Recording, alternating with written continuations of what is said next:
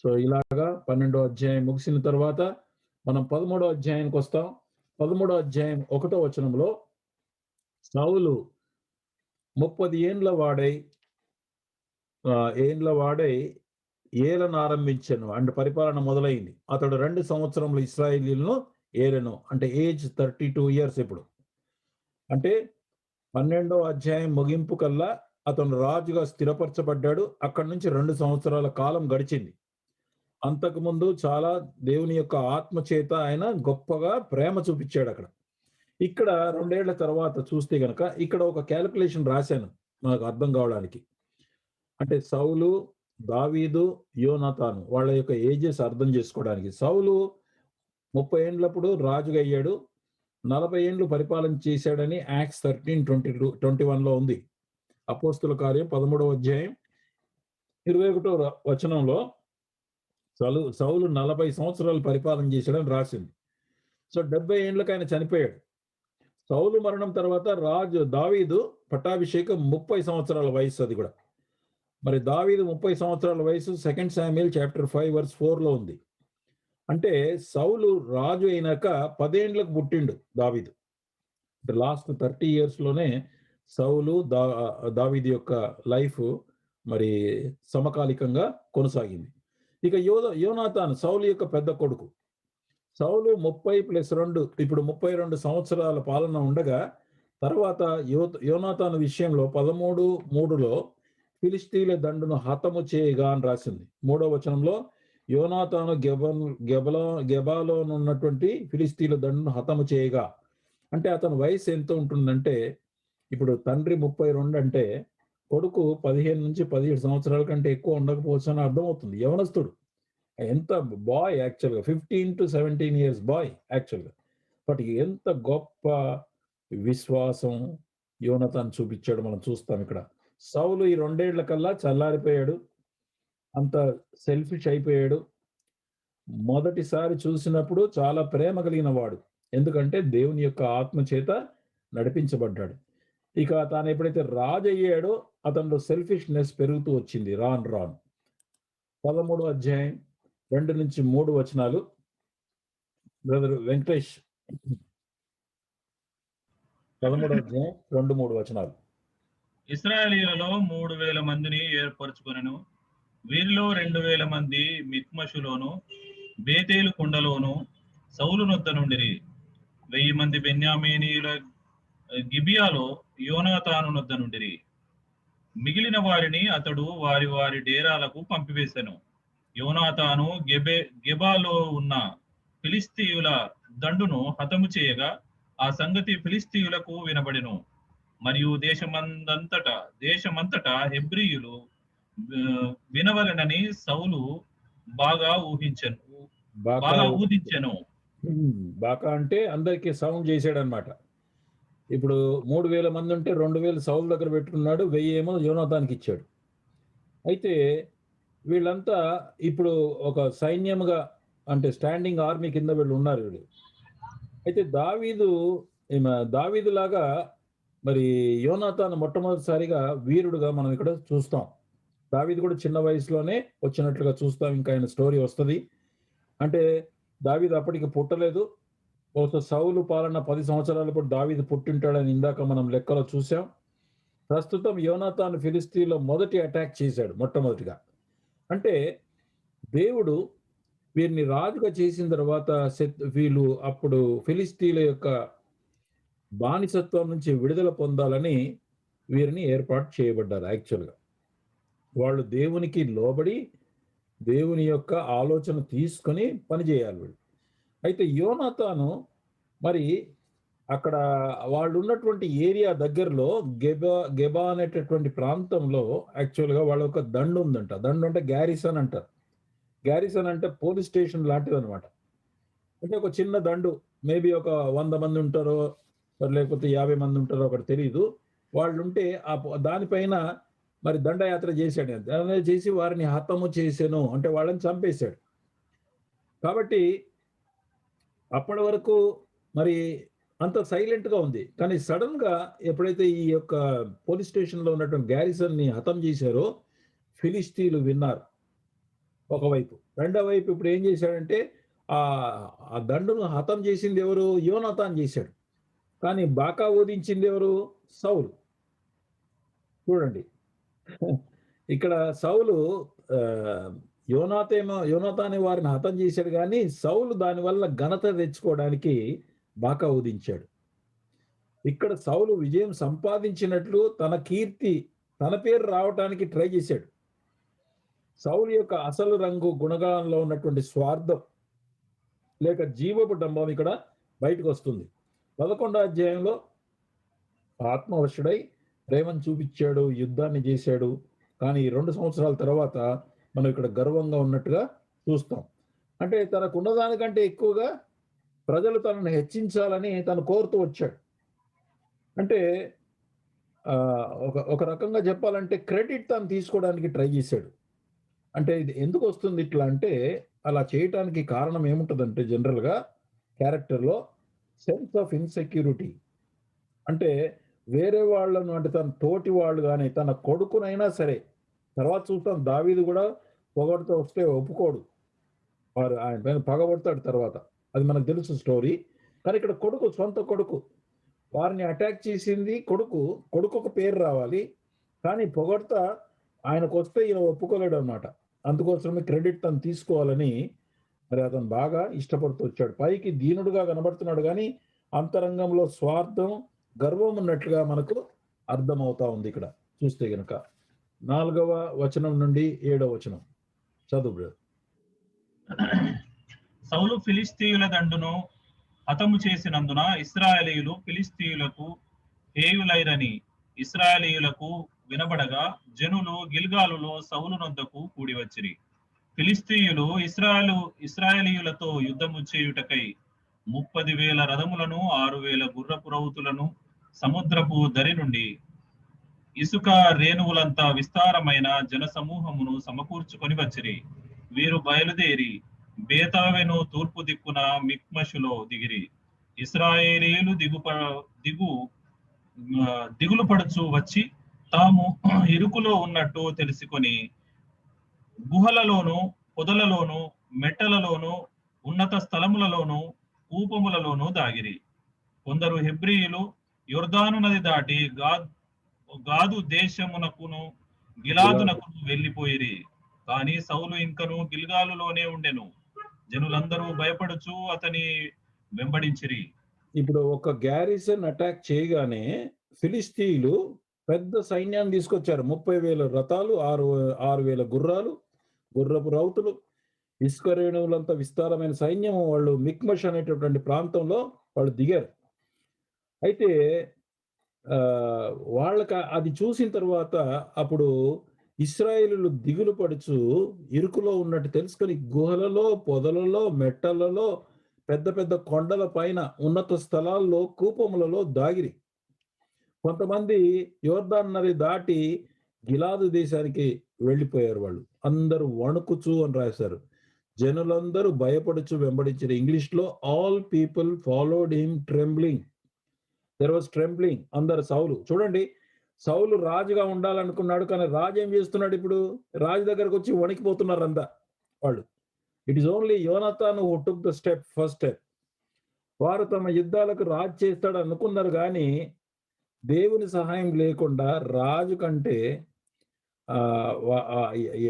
ముందుకి ఇప్పటికి పెద్ద తేడా ఏం లేదు. దేవుడు సహాయం చేయకపోతే రాజు ఉన్నా లేకపోయినా ఒకటే విషయమైనా అర్థమవుతుంది వీళ్ళకి.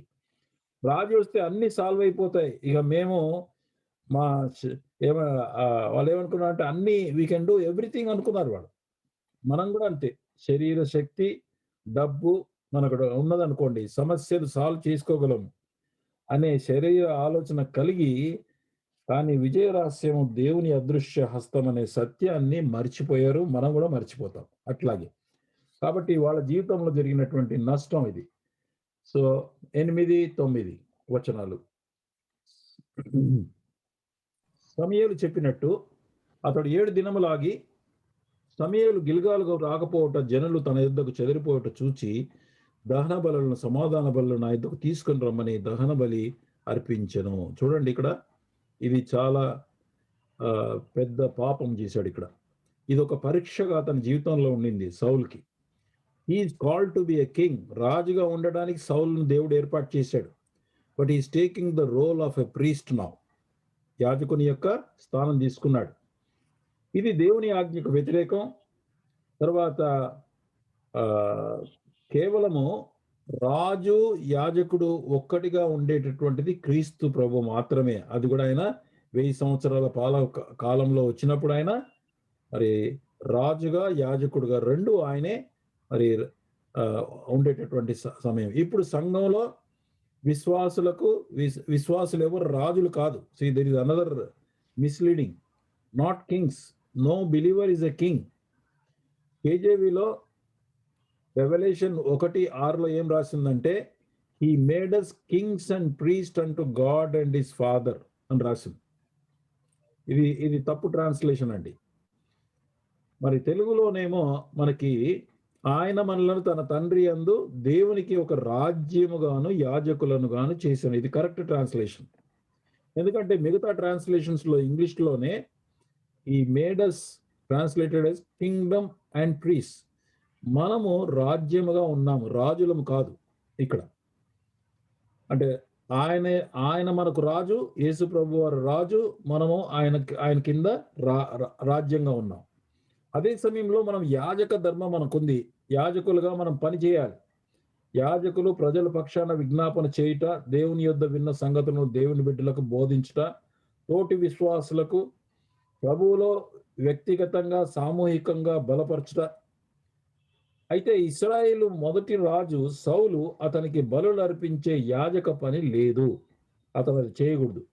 ఇది కేవలం దేవుని ఆజ్ఞకు వ్యతిరేకంగా. కాబట్టి అతను చాలా ధైర్యం చేసి గర్వంగా చేశాడు. అది 7 దినాలు గడుస్తున్నాయి, ప్రజలు చెదిరిపోతున్నారు, దహన బలులు అర్పించాలా, నా ఇద్దరు తీసుకురండి అని అతను he did the job which was not his job at all. ఈ లోపల 10 నుంచి 12 వచనాలండి. అతడు దహన బలి అర్పించి చాలించిన వెంటనే సమూయేలు వచ్చెను. సౌలు అతనిని కలుసుకొని అతనికి వందనములు చేయుటకై బయలుదేరగా సమూయేలు అతనితో, నీవు చేసిన పని ఏమని అడిగెను. అందుకు సౌలు, జనులు నా యుద్ధ నుండి చెదరిపోవుటయు, నిర్ణయ కాలమున నీవు రాకపోవుటయు, ఫిలిస్తీయులు మిక్మషులో కూడియుండుటయు నేను చూచి, ఇంకను యెహోవాను శాంతిపరచక మునుపే ఫిలిస్తీయులు గిల్గాలునకు వచ్చి నా మీద పడుదురనుకొని నా అంతట నేను సాహసించి దహన బలి అర్పించి తిననెను. బహుశా ఈయన బలి అర్పించినటువంటి టైం డిఫరెన్స్ 1 or 2 hours ఉంటుందేమో నేను అనుకుంటా. అట్లా ఉంది ఇక్కడ వాకింగ్. దహన బలి అర్పించుట చాలించిన వెంటనే అనుంది. వెంటనే అంటే it was probably ½ an hour, 1 hour, 2 hours లోపలనే అయింటుంది అంతా కూడా. ఈ లోపల ఆయన వచ్చేసాడు. అంటే విదిన్ 7 days వస్తానన్న సమయాలు వచ్చాడు, కానీ ఆ 7 days చివరి వరకు కూడా ఆయన ఓపిక పట్ల అతను చెప్పిన కారణాలు ఏమున్నాయి? ఏమన్నాడు? జనులు నా యొద్ద నుండి చెదరిపోవుట, అంటే ప్రజల మీద ఆధారపడ్డాడు ఈయన. సౌలు దేవుని నమ్మినట్లయితే ఎవరు లేకుండానే విజయం ప్రసాదించవచ్చు. దేవుని కంటే కూడా, దేవుని మెప్పు కంటే మనుషుల మెప్పులను ఎక్కువ ఆలోచించాడు. అయ్యో మనుషులు లేకపోతే నేను ఓడిపోతాను అనుకున్నాడు. కానీ యాక్చువల్గా దేవుని సహాయం ముఖ్యమైన సంగతి మర్చిపోయాడు.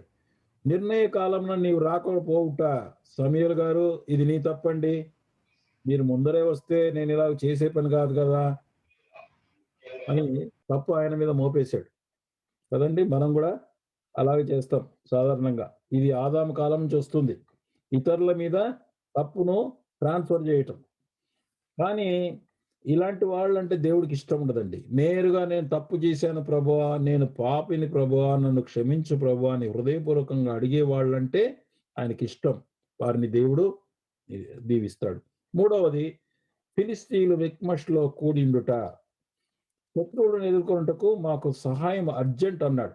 కానీ ఓపిక బట్టి సమూయేలు వచ్చే వరకు తనతో పాటు ప్రజలను కూడగట్టుకుని దేవునికి మొరపెట్టి ఉంటే, అంటే సమూయేలు వచ్చే వరకు 7 days వీళ్ళంతా కూడా ప్రార్థన చేసి దీన మనసుతో తగ్గించుకొని మోకాళ్లపై మొరపెట్టి ఉంటే ఆ సీనే వేరుగా ఉండేది. తన జీవితంలో మరి ఒక అద్భుతాన్ని, శత్రువుల నుంచి గెలిచేటటువంటి అవకాశం తనకు కలిగేది. కానీ చాలా సారీ ఏమి చేయలేదు అప్పటి వరకు. ఆ 7th డే కొరకు వెయిట్ చేశారు. ప్రార్థన చేయొచ్చు కదా, చేయలేదు. శత్రువులు వచ్చారు, 7 రోజులు వెయిట్ చేశాడు. ఇంకా అర్జెంట్ ఏముంది 7 రోజులలో? ఆల్రెడీ 7 డేస్ నుంచి ఉన్నారు వాళ్ళు. సో తొందర చూడండి. నేను సాహసించి ఐ ఫెల్ట్ కంపెల్డ్ అని ఉంది ఒక వర్షన్‌లో. ఐ ఫోర్స్డ్ మైసెల్ఫ్ అని రాసింది. అంటే నేను చేయాల్సిన వచ్చింది అనే, అంటే తన ఫీలింగ్స్‌ని బట్టి అలా చేశానన్నాడు. మనం కూడా మన ఫీలింగ్స్ కాకుండా దేవుని యందలి విశ్వాసమైన వాగ్దానం బట్టి నడుచుకోవాలండి. మనకు కూడా ఫీలింగ్స్ ద్వారా మనం చేస్తాం. సౌలింగ్ ఫీలింగ్స్ ఎలా ఉన్నా he was not supposed to run or controlled by his feelings కదండీ. అంటే అతని భావాన్ని బట్టి మనం కూడా భావాన్ని బట్టి పోతాం. దేవుని వాక్యానుసారంగా పోం. దేవుని వాక్య ప్రకారం ఓర్పు కలిగి ఉండాలి. అంతేకాని ఫీలింగ్స్‌ని బట్టి తొందరపడకూడదు. మనం కూడా తొందరపడి చేస్తే ప్రభు సన్నిధిలో సైలెంట్‌గా తొందరపడి తొందర అనిపించిందనుకోండి మనకు, తొందర అనిపిస్తే గనక ప్రభు సన్నిధిలో సైలెంట్‌గా కొంతసేపు మౌనంగా వేచి ఉండటం ద్వారా ఆయన మన మనస్సును శాంతి కలుగజేస్తాడు. అప్పుడు తొందరపాటుతో ఎలాంటి నిర్ణయాలు చేయమండి. Be silently wait before the Lord. That is always better. So 4 సాకులు చెప్పాడు. ఇక 13, 14 వచనాలు. అందుకు సమూయేలు ఇట్లా నేను నీ దేవుడైన యెహోవా నీకిచ్చిన ఆజ్ఞ గైకొనక నీవు అవివేకపు పని చేసితివి. నీ రాజ్యం ఇశ్రాయేలు మీద సదాకాలం స్థిరపరచుటకు యెహోవా తలచి ఉండెను.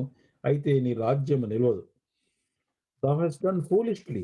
You have not kept the commandment of the Lord your God, which he commanded you. చూడండి, సౌలు ఇక్కడ ప్రవక్తగా మరి దేవుని వర్తమానికుడిగా వచ్చాడు.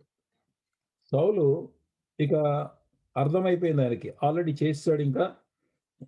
అంటే దిస్ వాజ్ ఏ పరీక్ష యాక్చువల్‌గా. సౌలు దేవుని యొక్క ఆజ్ఞను పాటిస్తాడా లేదా అనేటటువంటి పరీక్ష. ఇక్కడ మనం చూస్తే గనక దేవుడు ఏమన్నాడు ఇక్కడ? దేవుడు నీ రాజ్యము ఇశ్రాయేళ్ల మీద సదాకాలము స్థిరపరచుటకు తలచి ఉండెను. కానీ ఇప్పుడు నిలవదన్నాడు. There is one important point. Our life is not fatalistic. Muslims and Hindus ఏమనుకుంటారంటే వాళ్ళు అదృష్టము లేక విధి అనుకుంటారు కదండి. మన జీవితము విధి లేక అదృష్టంపై ఆధారపడదు.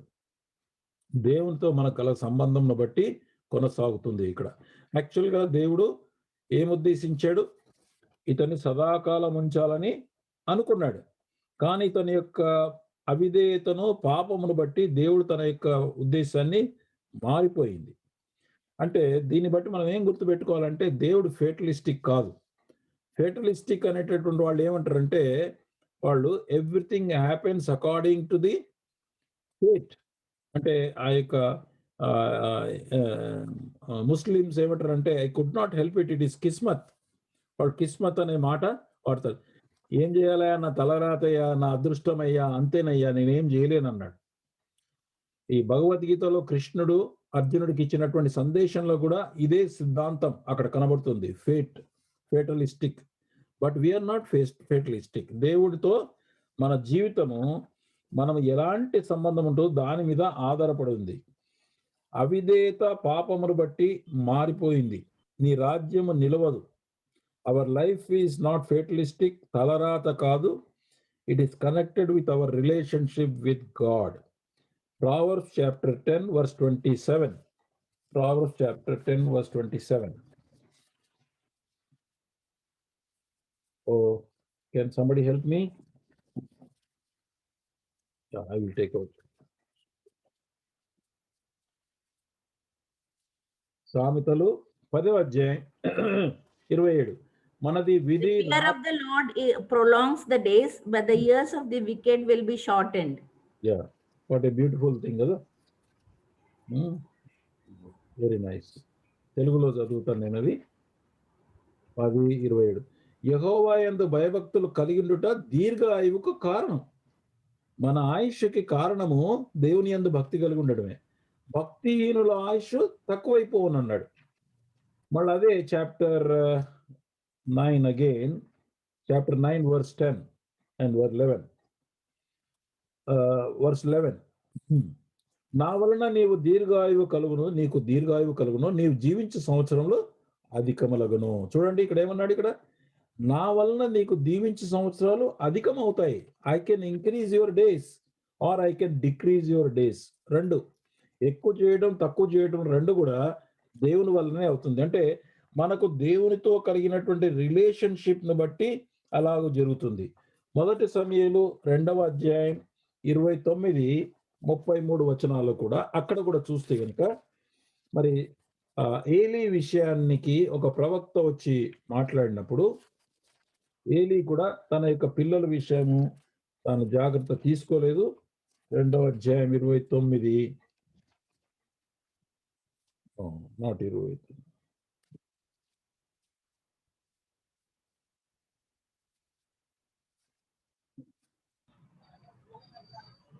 32:29. ఎస్, నా నివాస స్థలమును నేను నిర్ణయించిన బలిదైవాలను మీరేలా తృణీకరించినారు. మీరు కొవ్వు పెట్టుకుని నా జనులకు ఇశ్రాయేలు చేయి నైవేద్యం కంటే శ్రేష్ఠ భాగములు పట్టుకుంటే నాకంటే నీ కుమారులను గొప్పగా చేసి ఉన్నావు. నీ ఇంటి వారును నీ పితరుల ఇంటి వారు నా సన్నిధిని యాజకత్వం జరిగించుదరని యెహోవా ఆజ్ఞ ఇచ్చినను.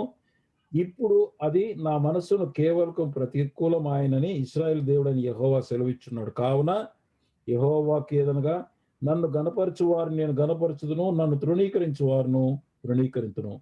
ఆలకింపుము, రాగల దినములలో నీ బలమును నీ పితరుల ఇంటి బలమును నేను తక్కువ చేతును, నీ ఇంట ముసలివాడు ఒకడును లేకపోవును. యెహోవా ఇశ్రాయేలులకు చేయదలిచిన మేలు విషయంలో నా నివాస స్థలమునకు అపాయం కలగగా నీవు చూతువు. ఎప్పటికీ నీ ఇంట ముసలివాడు ఉండడు. తర్వాత కూడా కొన్ని వచనాలు ఉన్నాయి. అంటే ఏలీ తాను తన పిల్లల విషయంలో జాగ్రత్త తీసుకోకపోవటం వలన ఆయన యొక్క యాజకత్వం యొక్క లైన్ ని ఆపేశాడు యాక్చువల్గా. తర్వాత అతని యొక్క ఫ్యామిలీలో మరి ముసలి వాళ్ళు ఉండరు అనేటటువంటిది. అంటే our life is not fatalistic as Hindus అన్నట్టుగా మనం అదృష్టము లేకపోతే విధి అలా అనుకోకూడదండి. మనది దేవునితో కలిగిన సంబంధానికి లింక్ ఉంది. ఇక్కడ రాజు అయినటువంటి సౌలు విషయం సమూయేలు ఏమంటున్నాడంటే దేవుడు నిన్ను సదాకాలం ఉంచాలనుకున్నాడు, but because of your disobedience and sin now he has cancelled అన్నాడు యాక్చువల్గా. సో దేవుని నాయకత్వాన్ని తృణీకరించి థియోక్రసీ రిజెక్ట్ చేసి ప్రజలకు కోరుకున్నారు. అయినా తన విశేష కనికరాన్ని బట్టి దేవుడు క్షమించి అంతా బాగుండాలని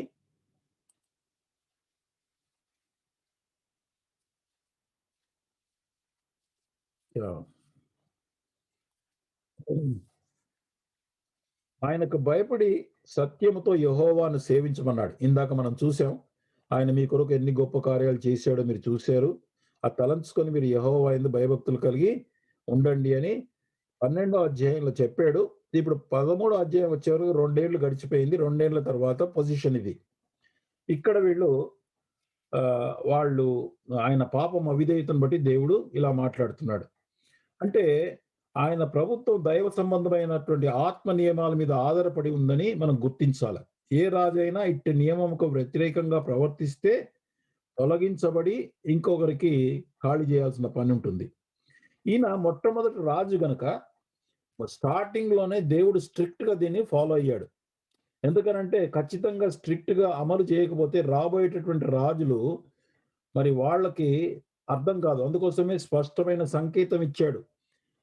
నీ రాజ్యము రాజ్యం అనేది ఎప్పుడు నిలబడుతుంది అంటే దేవునితో స్పష్టమైన సంబంధం కలిగి ఉంటే, ఆయనకు లోబడి యెహోవా యందు భయభక్తులు కలిగి పూర్ణ హృదయంతో ఆయనను సేవిస్తేనే మీ యొక్క రాజ్యము క్షేమంగా, శాంతిగా, నెమ్మదిగా, సంతోషంగా అన్ని అనుభవిస్తారు అనే మాట చెప్పాడు అక్కడ. కాబట్టి అది ప్రొజెక్ట్ చేయడానికి దేవుడు మొట్టమొదటిసారిగానే మొదటి రాజులోనే ఇంత స్ట్రిక్ట్ గా డీల్ చేశాడు. ఆయన it was not your job to touch, బలి అర్పించడానికి నీ యొక్క పని కాదు అని అన్నాడు. కాబట్టి ఫ్యూచర్ మెసేజ్ కోసము దేవుడు ఇచ్చాడు. దీన్ని బట్టి ఏమర్థం అవుతుందంటే రాజు, రాజ్యంలోని నాయకులు, యాజకులు, లేవీలు, ప్రజలు అందరి గురి మరి పరలోకమందున్నటువంటి దేవుడు, భూమిపై ఉన్నటువంటి ఈ యొక్క ప్రజలంతా కూడా పరిపాలన పరలోకపు రాజు యొక్క అభిష్ట ప్రకారం ఉండాలి. పరలోకపు రాజు యొక్క చిత్తమే భూమి మీద ఉన్న దేవుని ప్రజల దేశ పరిపాలన ఉండాలి అని. పరలోకమందున్న నీ చిత్తము భూమి యందును నెరవేరును గాక అని ప్రార్థన చేయమన్నాడు దేవుడు మనకి. ప్రభువు చేయమన్నాడు. అంటే ఆ రోజుల్లో కూడా అదే అన్నమాట. దేవుని చిత్తం ఏది ఉందో అది రాజు చేస్తూ రావాలి. అలా చేయలే. సౌలుకు జరిగిన తీర్పును బట్టి ఏ రాజైతే దేవుని సంపూర్ణ అధికారానికి ఒప్పుకోడో ఆ రాజ్యము అతని యొద్ద నుంచి తొలగించబడుతుందనే స్పష్టమైన సంకేతాన్ని ఇక్కడ దేవుడు సమూయేలు ద్వారా ఇచ్చాడు. అతని రాజ్యాన్ని రిజెక్ట్ చేసినట్టుగా మనకు కనబడతా ఉంది ఇక్కడ. క్రీస్తు నాయకుడుగా ఉన్న సంఘాల్లో కూడా మనం ఇశ్రాయేలు దేశం లాగానే క్రైస్తవ సంఘాల్లో కూడా దేవుని ప్రజలు క్రీస్తు శిరస్వత్వం కింద ఉండాలి.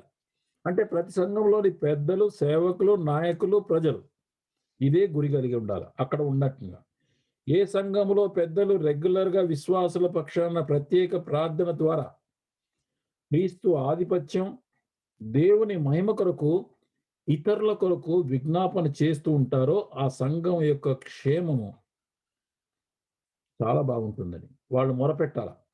ఎల్డర్స్ ఎందుకు అనుకున్నారు? ఎల్డర్స్ యొక్క ప్రత్యేక రెస్పాన్సిబిలిటీ ఉంది.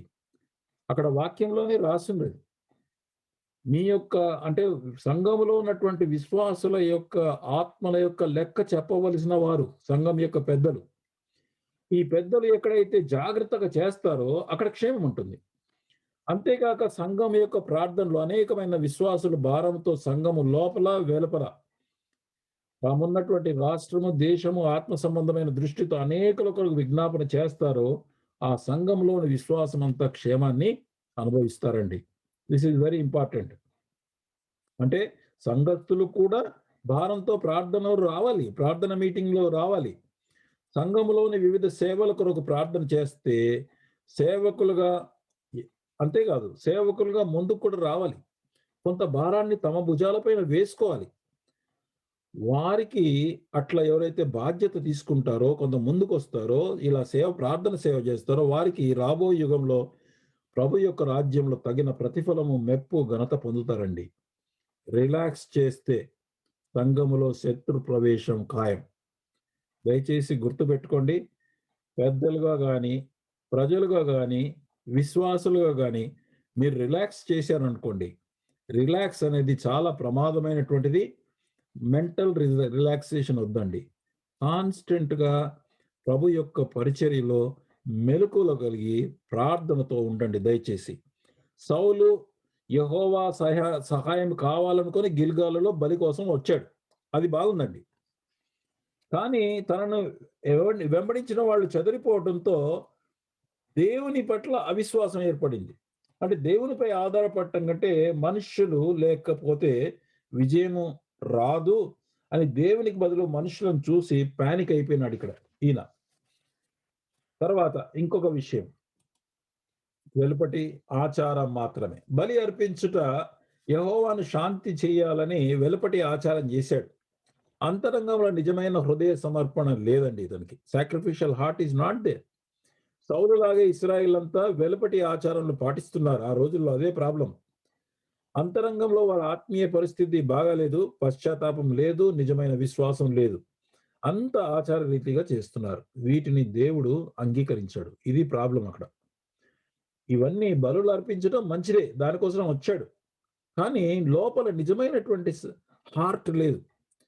పైన మాత్రమే వేషధారణ అంటాడు యేసుక్రీస్తు ప్రభువారు. మనం కూడా ఆరాధనకు ప్రభు బల్ల దగ్గరకు వచ్చినప్పుడు హృదయపూర్వకంగా అప్రోచ్ లేకపోతే, అంటే మనం పలికే మాటలు కానీ సత్యంతో కూడిన హృదయంలో నుంచి చేయకపోతే అవి ఆచారంగానే మారిపోతాయి. బలలో పాలు పొందినప్పుడు హృదయంలో సరైన సమాధానం ఉందా, కేవలం ఆచార రీతిగా పాలు పొందుతున్నామా, సరి చేసుకుంటున్నామా అనే సంగతులు సీరియస్గా చూసుకోకపోతే గనక అపోస్తున్నటువంటి పౌలు 11వ అధ్యాయం 1 కొరింథీ 11వ అధ్యాయం 30వ వచనం దయచేసి మీ బైబిల్లో చూడండి. ఇది ఇంపార్టెంట్ వర్స్. మొన్న చూసి నేను కూడా షాక్ తిన్నాను. నేను ఇట్లా అనుకోలేదు వర్సు, నేను ఇంకొక రకంగా అనుకున్నాను. 1 కొరింథీ 11వ అధ్యాయం 30లో ఏముంది? ఇందువలనే మీలో అనేకులు బలహీనులు, రోగులనై ఉన్నారు, చాలా మంది నిద్రిస్తున్నారు. నేనేమనుకున్నానంటే ఇందువల్ల మీలో కొందరు బలహీనులు, రోగులు, కొందరు నిద్రిస్తున్నారు అని అనుకున్నా. అంటే దట్ వాజ్ మై మైండ్ లో ఫిక్స్ అయింది. ఇక్కడ నేను సీరియస్ గా మొన్న జాగ్రత్తగా చూస్తూ ఉంటే చాలా మంది అన్నాడు చాలా మంది అంటే మోర్ దెన్ 60% ఉండాలి. అంటే సంఘాల్లో 60% పైన వివేచన లేకుండగా ఆచార రీతిగా ఫాలో అవుతున్నారని దాని అర్థం. ఇక్కడ వాక్యం ప్రకారంగా చూస్తే గనక. It's a very serious matter. అందుకోసం ఏమంటాడంటే, మీరు ఆచార రీతిగా కాకుండా నిజమైన హృదయంతో పరీక్షించుకొని మరి 60-70% నష్టపోతున్నారంటే ఇది పెద్ద సమస్య. హృదయ పరీక్ష చేసుకొని సరిచేసుకోవటం కేవలం ఆచారంగా కాకుండా మనము జాగ్రత్తగా పరీక్షించుకొని ప్రభువా నన్ను క్షమించుము, ఇది సరి చేసుకుంటాను దేవా అని చెప్పి పాలు పొందాలి. కొంతమంది ఏమనుకుంటారంటే, అసలు పాలు పొందకపోతే ఈజీ కదా, అసలు ఈ ప్రమాదమే మనకు ఉండదు అనుకుంటారు. కానీ వాళ్ళు ఆశీర్వాదాన్ని కోల్పోతున్నారు. అటు వారు నిరీక్షణ కూడా పోతుంది. మెల్లమెల్లగా వాళ్ళు ఆత్మీయంగా తగ్గిపోతారు. ఇది ప్రభు యొక్క ఆజ్ఞ కాబట్టి పాలు పొందకపోతే, ఆజ్ఞ పాటించకపోతే, మరి ఒకవేళ పాలు పొందినప్పుడు పరీక్షించుకోకపోతే అన్ని రకాలుగా పాలు పొందేటప్పుడు జాగ్రత్తగా చేయాలి. పాలు పొందకపోతే కూడా మనకు ఆత్మీయంగా మనము డౌన్ అయిపోతూ ఉంటాం. కనుక ప్రియులారా, మరి ఇక్కడ సౌలు చేసినట్టు కాకుండా వెలుపడి ఆచారం కాకుండా మనము జాగ్రత్తగా చేయాలి. ఇక ముఖ్యమైనటువంటి అంశం పేషెన్స్, సహనం, ఎండ్యూరెన్స్. సౌలు దేవుని ఆజ్ఞ ప్రకారం బలులు అర్పించుటకు యాజకుడైన సమూయేలు పని, అది నా పని కాదని, ఎవరి పని వారిదే, దేవుడు ఎవరి గిఫ్ట్ వారిదే, సంఘంలో ప్రతివానికి ఇవ్వబడిన గిఫ్ట్ పనిని గౌరవించాల్సిన పని. అయ్యా నీ పని నీది, ఆయన పని ఆయనది. మనం ఏమనుకుంటామంటే అన్నీ నాకే కావాలని మొత్తము మన మీదనే వేసేసుకుంటాం. అలా చేయకూడదండి. వేరే వాళ్ళకి ఇచ్చినటువంటి గిఫ్ట్స్ను కూడా మనం గౌరవించాలి, వారికి కూడా అవకాశం ఇవ్వాలి. సో జాగ్రత్తగా ఎవరిది వాళ్ళకి, ఎవరి పని వాళ్ళదని గుర్తుపెట్టుకోవాలి. ఇక్కడ స్పెషల్గా రాజు, యాజకుడు డిఫరెన్స్ అనేది దేవుడు స్పష్టంగా పెట్టాడు. దేవుని యాజకుడు వచ్చే వరకు అనేక కారణాలతో సాకుతో పానిక్ అయి వెలుపటి సంగతులతో భయపడి హీ ఫోర్స్డ్ హిమ్సెల్ఫ్ కదండి. సమూయేలు నువ్వు ఎంత ఫూలిష్ పని చేసావయ్యా అన్నాడు, నీ రాజ్యం నిలవదన్నాడు. He lost his kingdom. ఓర్పు లేకుండా తొందరపడి దేవుని పరీక్షలో తప్పిపోయాడు, తన రాజ్యాన్ని పోగొట్టుకున్నాడు. సమూయేలు రాక ఎందుకు ఆలస్యమై ఉంటుంది అన్నది ప్రశ్న. Why delay must have been అంటే, ఆయన చెప్పిన 7 రోజుల్లో వచ్చాడు, కానీ సౌలు ఓర్పుకు విధేయతకు పరీక్షగా అతడు సౌలు అర్పణ తర్వాత వచ్చాడు. యేసు ప్రభు లాజరు రోగి అయినప్పుడు మెసేజ్ వచ్చింది ఆయనకి, ఇంకా 2 రోజులు లేట్ చేసి వచ్చాడు. దేవుడు తన కార్యములు తన సమయంలో జరిగిస్తాడని అర్థం చేసుకోవాలి. మన సమయం ఆయన సమయం కాదు. ఇది సౌలుకు ముఖ్యమైన పరీక్షగా ఉండింది. రాబోయే రాజులందరికీ ఇది ముఖ్య పాఠం. అన్ని విషయాల్లో దేవుని వెతకటం, ఆయన ఆలోచన కొరకు కనిపెట్టడం వారు నేర్చుకోవాలి. అదే పాఠాలు మనం కూడా నేర్చుకోవాల్సిన అవసరం ఉంది. కీర్తన 147, 10, 11 వచనాల్లో గుర్రముల బలమునందును ఆయన సంతోషింపడు, నరుల కాలి సత్తువయందు ఆయన ఆనందించడు, తన యందు భయభక్తులు గలవారి యందు అనగా తన కృప కొరకు కనిపెట్టు వారి యందు యెహోవా ఆనందించువాడనై ఉన్నాడు అని రాసింది. ఆయన గుర్రాల బలము, మనుషుల యొక్క బలం మీద కాదు, ఎవరైతే తన కృప కొరకు కనిపెడతారో వారి మీద ఆయన ఆనందిస్తాడు. 2 Chronicles chapter 16 verse 9. తన ఎదుట యథార్థ హృదయం గలవారిని బలపరచుటకై యెహోవా కనుదృష్టి లోకమంతట సంచారము చేయుచున్నది. అంటే ఎవరు యథార్థపరులు, ఎవరు దేవుని కొరకు కృప కొరకు చూస్తున్నారు, వాళ్ళ వైపు దేవుడు తన యొక్క దృష్టిని పెట్టి సంచారం చేస్తున్నట్ట. ఎవరైనా ఉన్నారా, ఎవరికైనా హెల్ప్ చేయటానికి అవసరమా అని దేవుడు మరి వారి పక్షాన వెతుకుతున్నట్టుగా మనం చూస్తాం. ఇక్కడ సౌలు రాజ్యపాలన విధానానికి కూడా ఇది పరీక్ష.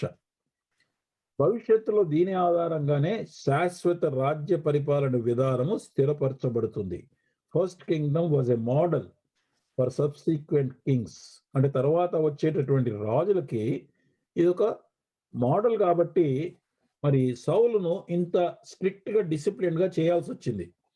యుద్ధానికి వెళ్ళక ముందు యెహోవాను శాంతిపరచుట, ఆయన అనుమతి సహాయం అవసరమని తెలుసు కనుక బలి అర్పించుటకు వచ్చాడు. కానీ వచ్చి వెయిట్ చేసి అంతవరకు వెయిట్ చేయడం బానే ఉంది. 7 రోజులు ఉన్నాడు. 7వ రోజు ఓర్పు నశించింది. చివరి వరకు ఆగలేదు.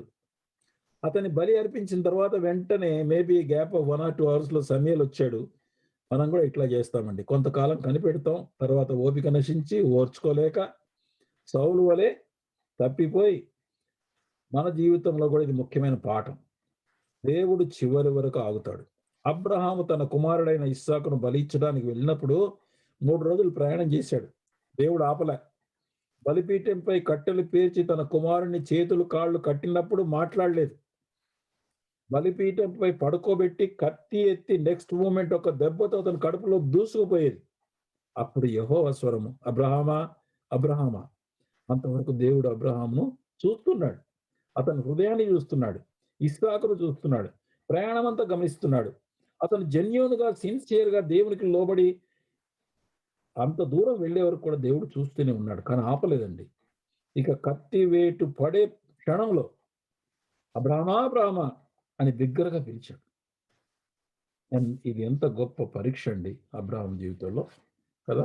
అలాగే మనను కూడా మరి పరీక్షిస్తాడు. ఎందుకు పరీక్షిస్తాడు దేవుడు? యాకోబు 1 అధ్యాయం 2-4 వచనాలు చూస్తే గనక యేసుక్రీస్తునందు విశ్వాసాన్ని బట్టి శ్రమలు వస్తాయి విశ్వాసులకి. అక్కడ ఏమంటాడంటే, సహోదరులారా మీ విశ్వాసం కలుగు పరీక్ష, శ్రమలు, శోధనలు పరీక్షగా ఉంటాయి. వాటిని మనము విశ్వాసమునకు పరీక్షగా గుర్తుపెట్టుకోవాలి. సాతానుడు శోధించి మనల్ని పాపంలో పడేస్తాడు, కానీ దేవుడు కృప కొరకు కనిపెట్టి దాన్ని జయించినప్పుడు మనకు సంతోషము, ఆత్మీయ బలము, సమాధానము, ఇవన్నీ ఆశీర్వాదాలు వస్తాయి. అంటే సాతానుడేమో పాపంలో పడేయాలని చూస్తాడు, కానీ దేవుడు ఏం చేస్తాడు? మనం ఆయన కృప కొరకు కనిపెట్టి కృపను ఆధారం చేసుకొని ఓర్చుకున్నప్పుడు మనకి ఆశీర్వాదం కలుగుతుంది, విజయం కలుగుతుంది. దేవుడు అబ్రహామును పరీక్షించెను, విశ్వాసులను దేవుడు పరీక్షిస్తాడు. దాని అర్థం ఏంటంటే, అబ్రహామును పరీక్షించాడంటే మనం కూడా పరీక్షిస్తాడు. ఆ పరీక్ష ద్వారా మనకు ఆత్మీయ మెచ్యూరిటీ, సంపూర్ణత, ఎదుగుదలతో పాటు మనకు పేషెన్స్, అంటే బాధను ఓర్చుకోవటం ఓర్పు అంటారు. మనలో ఎండ్యూరెన్స్ అంటే సహనము. సహనం అంటే ఎక్కువ కాలం ఓర్చుకునేదాన్ని సహనం అంటారు. ఆర్ ఎండ్యూరెన్స్ అని రాసింది ఇక్కడ. కాబట్టి ఎక్కువ కాలం ఓర్చుకునేటటువంటి బలమైన ఎదురుగాలులకు నిలబడటానికి ఇంకొక మాట ఉంది. యాక్చువల్గా ద మీనింగ్ ఏంటంటే, ఎంత బలమైనటువంటి గాలుడు వచ్చినా నిలబడేదే సహనము, ఎండ్యూరెన్స్ అన్నాడు. వ్యతిరేకతలో దేవుని యందు విశ్వసించిన వారు, అలాంటి స్థిరమైనటువంటి విశ్వాసంలోనికి మనం తీసుకురావడానికే ఈ శ్రమలు అనేవి పరీక్షగా మనకు కలుగుతాయి. క్రైస్తవ జీవితం మ్యారథాన్ రేస్. ఇంకొకటి అర్థం చేసుకోవాలి, చాలా దూరం జీవితకాల ప్రయాణం. మన పరుగు పందెం హెబ్రీ 12:2లో విశ్వాసమును కర్తయు దాన్ని కొనసాగించేవాడైన యేసు వైపు చూచు మన ఎదుట ఉంచబడిన పందెములో ఓపికతో, అంటే సహనంతో పరిగెత్తుదము. పరీక్ష మనలను బలవంతంగా ఓర్చుకోవడానికి నేర్పిస్తుంది. యాక్చువల్గా ఒకవేళ కనుక మనం ఇది పరీక్ష అంటే ఓర్చుకుంటాం. మనం ప్రభు నన్ను టెస్ట్ చేస్తున్నాడని తెలిస్తే మనం ఓర్చుకుంటాం. Testing will force you to wait for me, అంటే ఫర్ గాడ్. తద్వారా మనము సహనం కలిగి ఉంటాం. Don't panic, వణికిపోవద్దండి. బికాస్ నా యొద్దకు మనం అక్కడికి పరిగెత్తి రికమెండేషన్ లెటర్ తీసుకొని, సలహాలు తీసుకొని, అక్కడికి వెళ్ళి ఏమేమో చేస్తాము కదా. అలా పోకుండా వెయిట్ ఫర్ మీ అంటాడు ప్రభు కదండి. Psalms 33:16-19, ఏ రాజును సేనా బలము చేత రక్షింపబడడు, ఏ వీరునునో అధిక బలము చేత తప్పించుకొనడు. రక్షించుటకు గుర్రము అక్కరకు రాదు, అది దాని విశేష బలం చేత మనుషులను తప్పించరాదు. నీకు గుర్రమున్నా, దాని ఆ విశేష బలమున్నా, సేనా బలమున్నా, గొప్ప బలం కలిగిన వాడైనా కానీ రాదు. వారి ప్రాణమును మరణం నుంచి తప్పించుటకు, కరువులో నుండి వారిని సజీవులుగా కాపాడుటకు యెహోవా దృష్టి ఆయన యందు భయభక్తులు గల వారి మీదను, ఆయన కృప కొరకు కనిపెట్టు వారి మీదను నిలుచున్నది. దేవుడు తన యొక్క దృష్టి ఎవరైతే ఆయన కృప కొరకు కనిపెడతారో వారి యొక్క ప్రాణాన్ని తప్పించడానికి, మరణం నుంచి, కరువులో వారికి సజీవులుగా ఉంచడానికి, కరువులో చనిపోయేటటువంటి పరిస్థితుల్లో సజీవులుగా ఉంచడానికి, మిగతా మీరు గుర్రాల బలాల్ని, సైన్యాధిపతుల్ని, ఎమ్మెల్యేని, ఎంపీని, వాళ్ళని, వీళ్ళని అందరిని ఎవరిని వెతకొద్దండి. Look to God. దేవుడు శక్తి కలిగిన వాడు. Who is spiritually matured. Next, ఎవరు ఆత్మీయంగా ఎదిగినటువంటి వ్యక్తి. సూపర్ స్పిరిచువల్ టాక్ కాదండి, బోధ చేసేవారు కాదు. నిజంగా ఆత్మీయంగా ఎదుగుదల గలవారు ఎవరంటే దేవుని కొరకు ఎదురు చూచువారు, ఆయన సమయం కొరకు కనిపెట్టేవారే నిజంగా మెచ్యూర్డ్ పీపుల్. ఎంత పరిగెత్తినా చివరకు క్షేమకరమైన పరిష్కారం దేవుని వల్లనే కలుగుతుంది. నష్టము జరగకుండా దేవుని యొద్ద వేచి ఉండటం ద్వారా మంచి సొల్యూషన్ లభిస్తుంది. నా జీవితంలో నేను తప్పిపోయానండి, చాలా సందర్భాలు ఉన్నాయి. వాటిలో ఒకటి నేను చెప్తాను. నేను వాలంటరీ రిటైర్మెంట్ తీసుకున్నాక నా కొడుకుకి సెంట్రల్ స్కూల్ డిఐ జూనియర్ కాలేజ్లో అడ్మిషన్ రిఫ్యూజ్ చేశారు. అంటే మామూలుగా రిటైర్ అయిన వాళ్ళు, సర్వీస్ రిటైర్ అయిన వాళ్ళకి ఇస్తారు కానీ వాలంటరీ రిటైర్డ్ వాళ్ళకి ఇవ్వనన్నాడు. ఈ లోపల నేను ఏం చేయాలని ఆలోచిస్తుంటే నా కొలీగ్ ఒకతను వచ్చి, నేను కోర్టులో కేసు వేస్తున్నా, వీళ్ళ సేమ్ నా లాంటి సిచ్యువేషన్ అతను కూడా, కేసు వేస్తున్నానని నన్ను ఎంకరేజ్ చేస్తే నేను కూడా పోయాను. ఏంటంటే మనం అడ్మినిస్ట్రేషన్లో పనిచేసినాం కదా, మనం చేస్తే కనుక వేరే వాళ్ళకి హెల్ప్ అవుతుంది రా అని అంటే, ఒక హిందూ అతని మాట విని నేను ప్రభు దగ్గర ఏమి ఆలోచించకుండా వెళ్ళిపోయాను. కాలేజ్ ఆ కేసు వేసాను. కేసు వేసిన తర్వాత 2 నెలలు టైం పట్టింది. అడ్మిషన్ ఇవ్వమని హైకోర్టు వాళ్ళు డిసిషన్ ఇచ్చారు. ఫేవర్గా వచ్చింది మాకు. కానీ ఆ కాలేజీలో జాయిన్ చేయలేదు. ఎందుకో తెలుసా అండి, నేను కోర్టుకు వెళ్ళాలని, అన్నిట్లో నా కొడుకును మళ్ళీ పేచి పెడతారని, ఇంటర్నల్ మార్క్స్లో మళ్ళీ సరిగ్గా ఇవ్వకపోతే వాడు ఫెయిల్ అవుతాడని మళ్ళీ తిరిగి ఒక ప్రైవేట్ కాలేజీలో జాయిన్ చేశాను. దీన్ని ఎంత తర్వాత ఆలోచిస్తే ఎంత తప్పు పని చేశాను అనుకున్నాను. దానివల్ల ఉపయోగం ఏమి లేకపోయింది. డబ్బు ఖర్చు పెట్టాను, తొందరపడ్డాను, అనాలోచితంగా స్టెప్స్ వేసాను.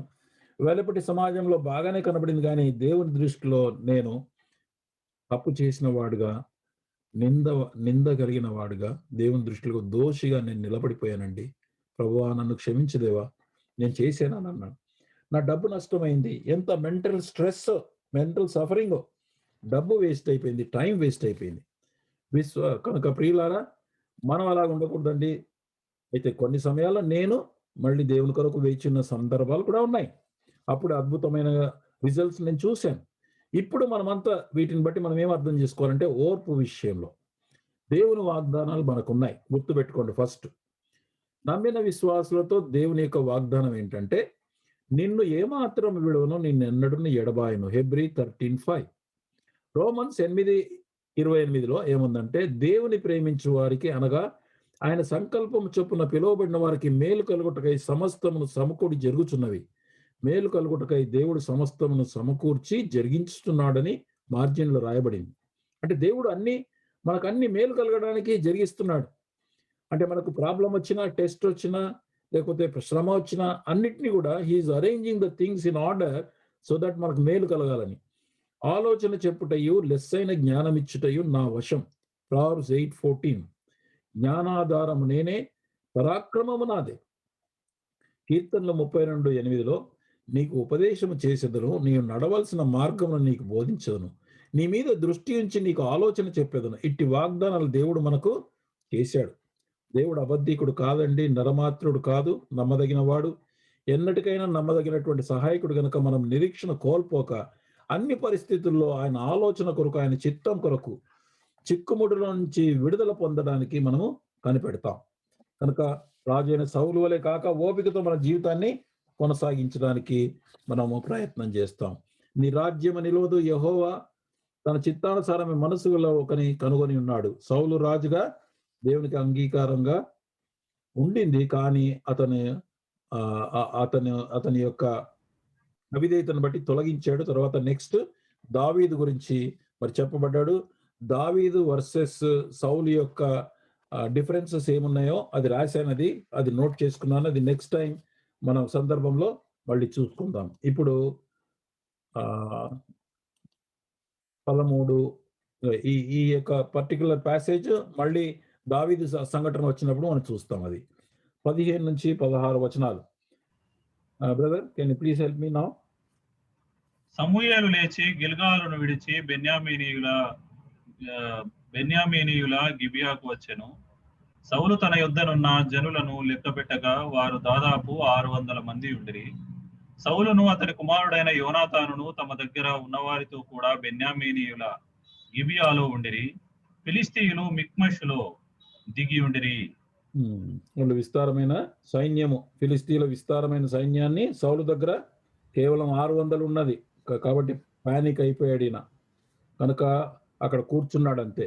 17 నుంచి 23 బ్రదర్ వచనాలు. నెక్స్ట్. మరియు ఫిలిస్తీయుల పాలెములో నుండి దోపుడుగాండ్రు 3 గుంపులుగా బయలుదేరి ఒక గుంపు షూయాలు దేశమున ఒఫ్రాకు పువ్వు మార్గమున సంచరించెను.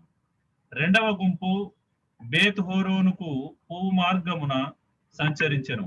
మూడవ గుంపు అరణ్య సమీపమందుండు జెబోయిము లోయ సరిహద్దు మార్గమున సంచరించెను.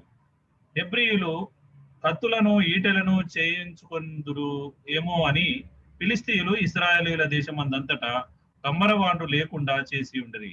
కాబట్టి ఇశ్రాయేలీయులందరూ తమ నక్కులను పారలనుగా గొడ్డండ్రనుగా ఓటకత్తులనుగా పదును చేయించుటకై ఫిలిస్తీయుల దగ్గరకు పోవలసి వచ్చెను. అయితే నక్కులకును పారలకును 3 ముళ్ళు గల కొంకులకును గొడ్డండ్రకును మునుకోలు కర్రలు చేయుటకును ఆకు రాళ్ళు మాత్రము వారి యొద్ద ఉండెను. కాబట్టి యుద్ధ దినమందు సౌలు నొద్ద యోనాతాను నొద్దను ఉన్న జనములలో ఒకరి చేతిలోనైనను కత్తియే గాని ఈటయే గాని లేకపోయాను. సౌలునకు అతని కుమారుడైన యోనాతానునకును మాత్రము అవి ఉండెను. ఇశ్రాయేలీయుల దండు కావలి వారు కొందరు మిక్మషు కనుమకు వచ్చిరి. ఇక్కడ చూస్తే గనక ఫిలిస్తీయులు వాళ్ళు బాగా కోపంతోనే వాళ్ళు రహదారుల్లో దోపిడిగాళ్ళను పెట్టారు. 3 గుంపులుగా పెట్టినట్టుగా చూస్తాం ఇక్కడ. అంటే ప్రయాణికులను దోచుకుంటునే వ్యవస్థ ఫిలిస్తీయులు ఏర్పాటు చేశారు. ఇదే తీవ్రవాదులు చేసినట్లు వారికి భయపడి ప్రజలు గుహల్లో, పొదల్లో, మెట్టల్లో దాక్కున్నారు. ఇశ్రాయేల్ వారి యొద్ద యుద్ధంలకై కత్తులు లేవు. ఫిలిస్తీయులు ఈ టెక్నాలజీ, ఇనుము కరిగించేటటువంటి టెక్నాలజీ వీళ్ళు కలిగి ఉన్నారు. వాళ్ళు కత్తులు, డాలు, బాణాలు వగైరా చేసి అప్పటి కాలపు ఐగుప్తు, ఐరోపా దేశాలకు ఎగుమతి చేసేవారు అంటారు. ఇశ్రాయేలు కట్టడి చేయటం ఎవరి యొద్ద కత్తులు లేకుండా చేశారు. ఫిలిస్తీయులు అంటే దేవుని ప్రజలను శత్రువులు వాళ్ళు, అంటే ఇశ్రాయేలులకు శత్రువులు వాళ్ళు, అంటే దేవుని ప్రజలకు శత్రువులు. మన శత్రువు అయిన సాతానుడు కూడా మన కత్తులను బైబిల్ లేకుండా ప్రయత్నం చేస్తాడు. బైబిల్ ఉన్నా చదవకుండా బిజీగా పెట్టేస్తాడు. ఇశ్రాయేలీలో కత్తులు లేకుండా వ్యవసాయ పనిముట్లను మాత్రము షార్ప్ చేయడానికి అనుమతించేవారు. అది కూడా వారి దేశంలో ఇశ్రాయేల్లో కమ్మరి వాళ్ళు లేకుండా చేశారు. యేసుక్రీస్తు సాతానుని దేవుని వాక్యం అనగా దేవుని ఖడ్గంతో ఓడించాడు. కనుక సాతాను యొక్క ప్రాముఖ్యమైనటువంటి తంత్రం ఏంటంటే ఈ రోజుల్లో అవిశ్వాసులు, ఇతర మతాల వారు బైబిల్ను హేట్ చేయాలి. విశ్వాసంలోకి వస్తే వారు బైబిల్ మరి కత్తి షార్ప్ చేసుకోకుండా, అంటే వాక్యం చదవకుండా ఆపాల. అది వాడి స్ట్రాటజీ. అవిశ్వాసులేమో హేట్ చేయాలి, విశ్వాసులేమో చదవద్దు. ఎవరైతే దేవుని వాక్యమును, దేవుని బైబిల్ రాయబడిన చరిత్రను చదివి దాని ద్వారా పాఠాలు నేర్చుకుంటారో అట్టి వారు యోనాతాను వలె దేవుని సేవలో ఇతరులను ఆత్మీయ సహాయము చేస్తారు. సాతాను చిక్కుల్లో నుండి విశ్వాసులను, సాతాను చెరలో ఉన్నటువంటి అవిశ్వాసులను విడిపించుటకు దేవుడు సిద్ధపరిచినటువంటి పాత్రలుగా ఉంటారు. ప్రియులారా, 2 తిమోతి 2వ అధ్యాయం 15వ వచనంలో చెప్పినట్లుగా దేవుని ఎదుట యోగ్యులుగాను, సిగ్గుపడనక్కర్లేని పనివానిగాను, సత్యవాక్యమును సరిగా ఉపదేశించువానిగాను నిన్ను నీవే దేవునికి కనపరుచుకుంటకు జాగ్రత్త పడుము. సాతాను యొక్క ప్రయత్నం ఏంటంటే మన దగ్గర మనం బైబిల్ వాక్యం చదువుకోకూడదు. అన్నిటికీ టైం ఉంటుంది, బైబిల్ దేవుని యొక్క వాక్యం చదువుకోవడానికి ఉండదు. ఎట్లాగైతే ఇశ్రాయేలు కత్తి లేకుండా చేశారో అట్లు వాళ్ళపైన విజయం సంపాదించాడో మనం కూడా వాక్యం చదువుకోకుండా, వాక్యం ద్వారా నేర్చుకోకుండా ఉంటే, మన కత్తులు షార్ప్గా లేకపోతే ఇతరులను విడిపించలేమో, తర్వాత మనమే మళ్ళీ తిరిగి వాడి బానిసత్వంలో వెళ్ళే అవకాశం ఉంది. ఇక్కడ ఫిలిస్తీన్ల బానిసత్వంలో పోవడానికి కారణం ఏంటంటే వాళ్ళ దగ్గర కత్తులు లేవు. కనుక ప్రభు మనకు సహాయం చేయను గాక.